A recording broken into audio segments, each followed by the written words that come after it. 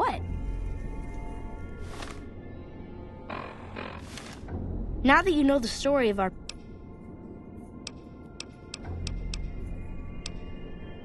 So you know about the vaults?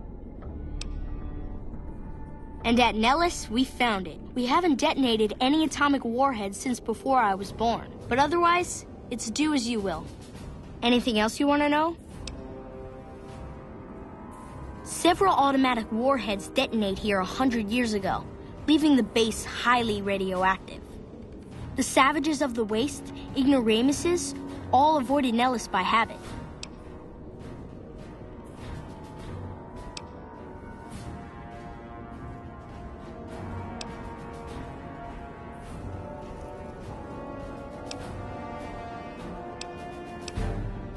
No. We just brought devices called Geiger counters with us from the vault.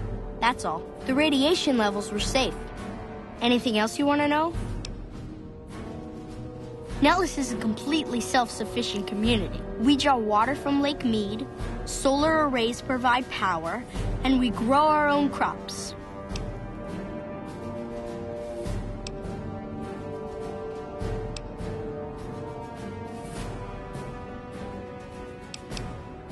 Thank you. Our self-sufficiency is a point of pride. Anything else you want to know? You're right. They weren't here when we discovered Nellis. We found the guns at a huge weapon depot called Area 2, many miles from here. It took many weeks to drag the guns and their ammunition back to Nellis, and it was the last time any of us set foot beyond our homeland.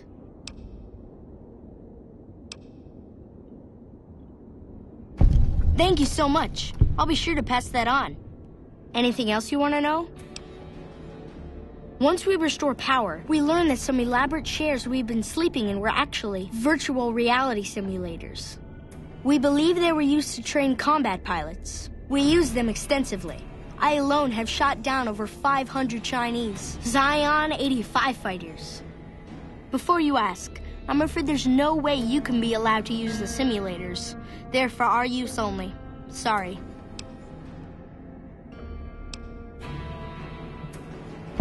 That's beautiful. Yes, it's exactly like that. So free, so... words can't do it justice. Anything else you want to know? Loyal found a file somewhere on the base with magazine articles, photographs, a map even. It seems that a bomber, apparently the 29th of its kind, crashed in Lake Mead on July 21st, 1948. Just imagine, that's over 300 years ago. The photograph shows that it was basically intact, and the map tells us exactly where to find it. Except we haven't left Nellis in decades.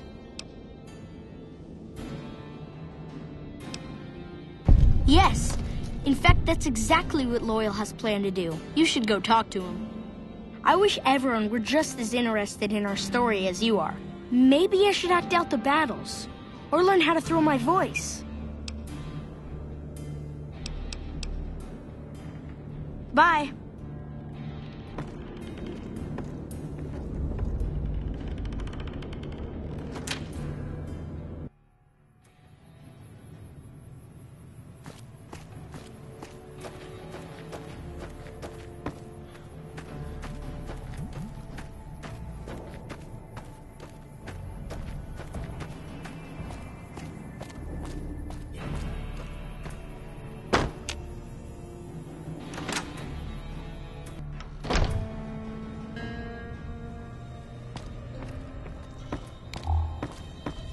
You have done well to earn the trust of my people, child.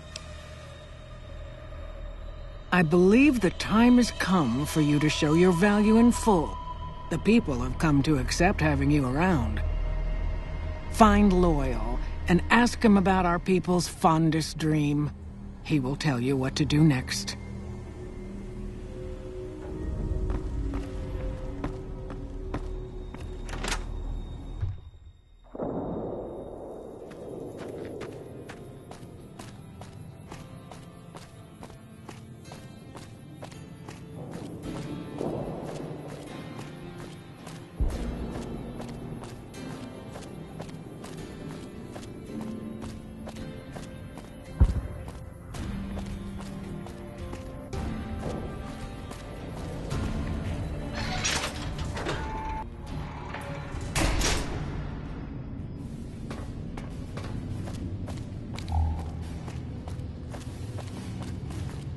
Have you seen her?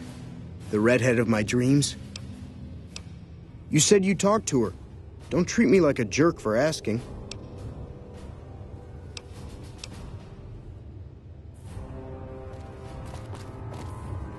Pearl sent word saying it's all right to tell you about the lady in the water.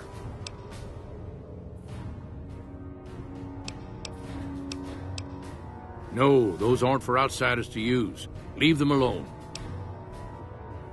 Well, if you genuinely care so much, they're flight simulators. If you don't know our history yet, you should see Pete and get the tour. We dreamed to one day rule the skies. A long time ago, long before the war that killed just about everything that ever lived, a bomber crashed not far from here. A bomber was a flying contraption that could drop explosives down on anything it flew over. But anyway, moving on. This bomber crashed down in Lake Mead, pretty damn near intact.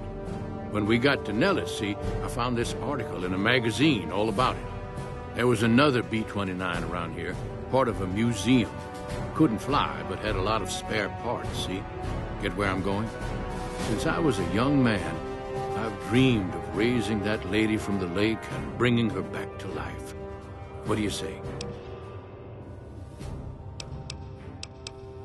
It's at the bottom of Lake Mead. I'll mark its location on your Pip-Boy map. Simple. Attach deployable ballast to the plane and float it on up. Here is a remote detonator. Once the ballast is attached to the plane, just hit the detonator from the shore and let buoyancy handle the rest. Maybe you don't understand. Hasn't been one of us, not a one, to set a foot outside Nellis in over 50 years. You come along with your knowledge of the outside, and it seems the time's come to raise the lady after all.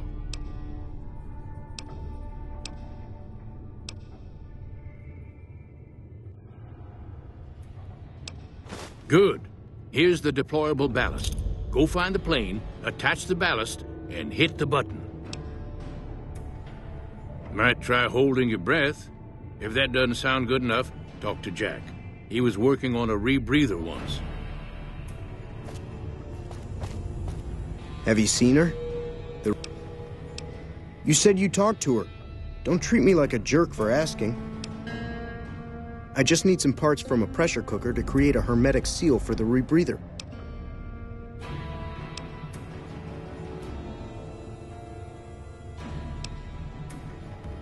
Sorry, there's no way it would with a pressure. Great, that's all I need to get the rebreather to work.